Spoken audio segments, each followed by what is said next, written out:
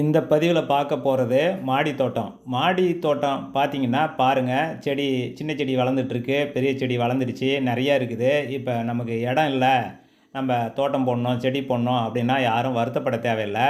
மாடியில் கொஞ்சம் இடம் இருந்தாலே போதும், ஒரு 2 டப்பு இருந்தால் போதும், இல்லை 4 பிளாஸ்டிக் பக்கெட் இருந்தால் கூட போதும். எவ்வளவு விவசாயம் பண்ணுறேன் பாருங்கள், எவ்வளவு செடி போட்டிருக்கேன், எவ்வளோ கொடி போயிருக்கு, என்னென்ன இருக்குது பாருங்கள், எடுத்து காட்டுறேன். அதில் அவரை இருக்குது, நிறைய செடிங்க இருக்குது, நிறைய கொடிங்க இருக்குது, நிறைய கிழங்கு விடும், நிறைய காய் காய்க்கும்.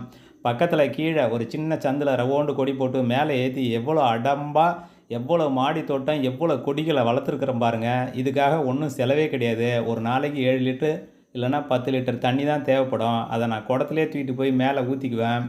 பாருங்கள், இது எல்லாம் காய் காய்க்கக்குள்ள இந்த பதிவு நான் நிறைய உங்களுக்கு போடுறேன். எவ்வளவு காய் காய்க்குதுன்னு பாருங்கள். கிழங்கு எடுக்கக்குள்ள எவ்வளவு கிழங்கு, அவரைக்காலாம் காய்க்கும். நான் எடுக்கிறேன் பாருங்கள். நீங்களும் இதே மாதிரி மாடி தோட்டம் அமைத்து விவசாயம் பண்ணுங்கள்.